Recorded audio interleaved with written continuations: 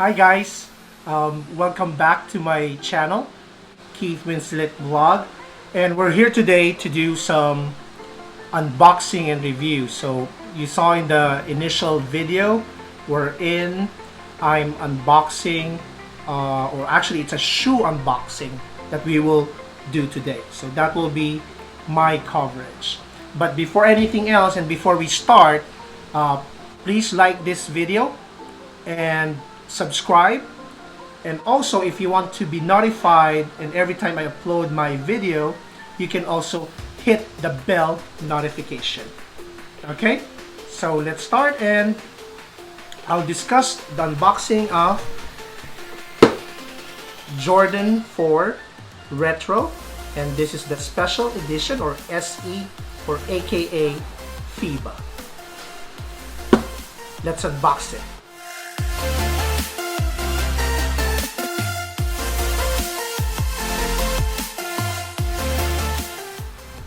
Okay, so this is the new release ng mga Jordan series, whether it's in Titan, Foot Locker, Exclusivity, any Jordan store that is also in the Philippines and outside the country. So before I open the box, I'll show it to you again. So you can see it here in the label. So this is the Air Jordan 4 Retro SE. So it means it stands for special edition. Technically, if you will go to any website, example like in Titan 22.com, they call it Air Jordan 4 Retro SE Gym Red. Pero aka din siya as FIBA. Why they call it FIBA, I'll tell it to you later. And it has a significant reason why this box is also like this one.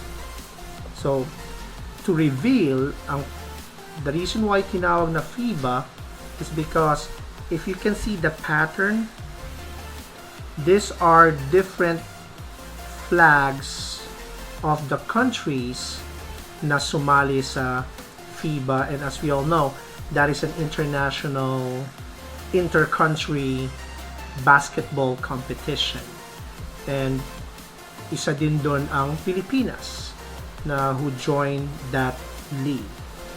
So Nike created the Jordan series. They created dedicated for that game or that league. So let me unbox it for you. Hindi ko i-deny. Iba yung pagka-red niya. So here you go.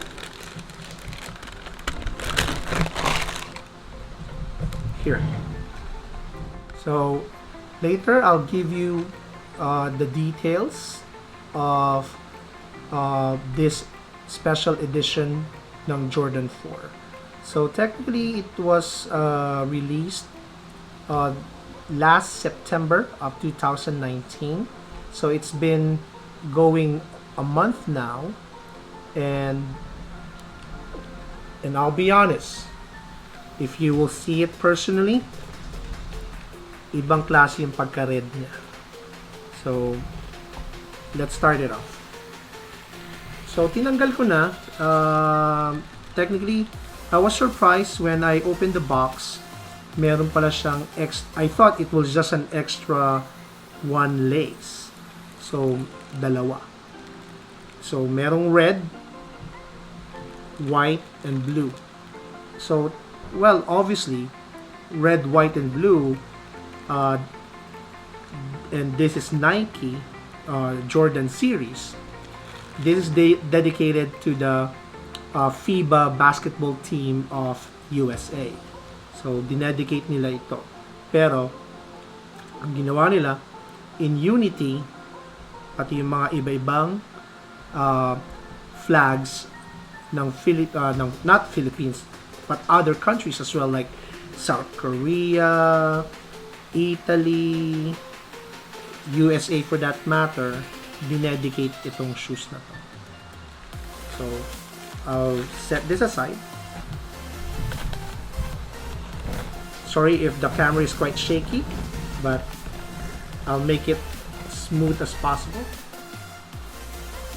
Okay.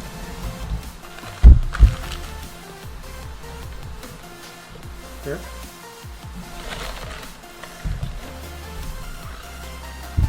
And then later on, I'll show you some sample video clips or in every angle ng shoes. So, tabi muna natin to. And here you go. So I'll show it to you first, the front. And it's very, very nice. And I'll show it to you the side.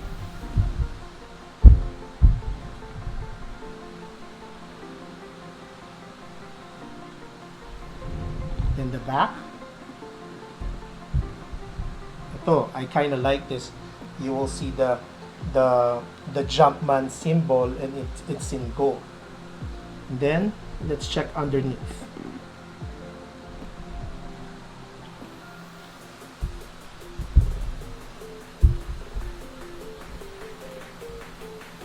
There you go.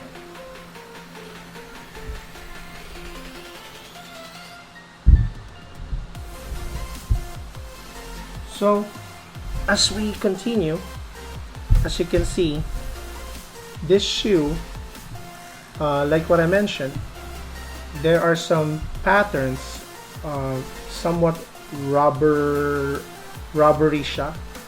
You can see the patterns of the different countries who joined the FIBA league. You can also see it on the other side. Remember, if you have a Jordan 4 before, the tradition is like it's a net. Pero this time, all the flags of the countries who joined the FIBA. There you go. I hope you can see it. So let's start first with the... Again, it's so obvious this is meant to be for the FIBA USA basketball team. So makikita mo rito talagang very prominent yung color ng USA. And that's why minatch up with the blue and the white laces. So let's start first from the top in this portion. So you can see the traditional Jumpman, it says here flight. Very typical Jordan 4 retro shoes. And let me take this off. And for the other one as well.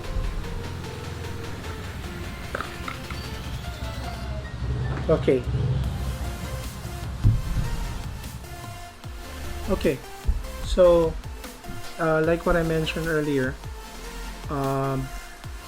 when I saw this initially online, medyo sabi ko nga skeptical ako. Pero in person, nakita ko siya ibang klase yung pagka-leather, especially dito. Medyo ano nga siya strong, firm leather siya. And syempre, red na red. Kasi we cannot tell eventually, di ba? Pag the more you use it, sabi ko nga, mag-fade kaya. But let's see. But for now, grabe, maganda siya. So, dito, as I mentioned earlier, ito yung traditional flight with the Jumpman symbol. So, ano siya? Dark blue, white, and a black pattern, red pattern rather. Tapos ito nga yung sinasabi ko kanina. You can see instead the net, it's the different flags of the different countries who's joining the FIBA league. Tapos alam naman natin yung isa sa mga common Jordan 4, and you will eventually or immediately identify na Jordan 4 siya because of this. Yung sasalo sa mga laces niya. Then, underneath, very traditional Jordan 4. Makikita mo rito yung I don't know, what do you call that? Yung air sole.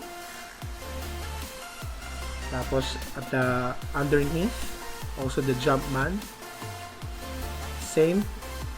Ever since when Jordan 4 was released, ganito yung ilalim din niya. Then, let's go from the back. Like what I mentioned, it's a metallic gold Jumpman. And because some of the Jordan 4s, may makikita kayo na nakasulat doon, it's Nike Air. But this time is the Jumpman with the metallic coating or metallic gold coating siya. Kasi ito yung parang tongue or I don't know, or pull tab, what we usually call it. Medyo maganda siya, firm siya. Pero still it's a leather. Tapos let's go to the other side. So same. I really don't know what do you call usually here, or usually they call it like the side sole, or I don't know if it's side or outer sole. Ganun din, you can see the air sole inside. So, and layers of or overlay na leather siya. So, kita mo rin yung symbol ng mga other countries. But one thing I like here is kinostomize nila, and which is really dedicated for the FIBA League. Lalo na, remember, if you have a Jordan 4, let's say yung whether it's the Toro Red, the Breds, what else? White cement, especially on the tongue side, ang nakikita mo palagi doon is Air Jordan. But ito, customized siya. Ang nakalagay dito sa ilalim, you can also see the video clip. You can see in the side, it says there, for the love of the game. So talagang inaano nila yung sportsmanship ng FIBA. And later on, I will show you not only for unboxing and review, and I will also do a well, I'll wear it and let's see how does it feel like nang nasa paa mo to. So what they usually call it, J's on my feet. So ganun ang gagawin ko mamaya. So there you have it, and then here you go. Ganda siya, and kahit ako maganda yung na talagang hindi ko pa rin paulit-ulit ako sinasabi ko ang ganda ng pagiging red niya, and I hope in the long run ma-maintain siya, but it depends on how you will maintain and clean it. So now the next question is, let's just talk about the SRP for this. Well, if you order it online or especially sa mga US shoe store, and then it will be shipped here, including the shipping fee, it will cost you $240 because it depends on the exchange rate as well. Pero what's important here is that the moment na you received it, you holding it personally, makikita mo yung quality niya maganda. At masasabi mong sulit yung binayad mo. Kasi it will really last long. Pero depende pa rin talaga kung paano mo i-maintain yung mga ganitong klaseng sapatos. And sabi ko nga, this is a special edition ng Jordan 4. And also, bago ko siya suotin,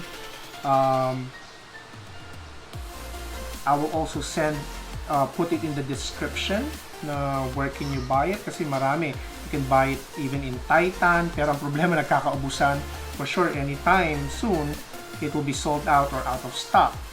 You can also go to other sites like sa Foot Locker in the US. You can also purchase it online in Singapore, in Malaysia, in Indonesia. Same goes here in the Philippines. Kaya lang, mukhang nakakaubusan na. So grab one now if I were you. And I can personally say, good quality siya. Okay? So, I will do now by wearing the Jordan 4 Retro, which is the FIBA version.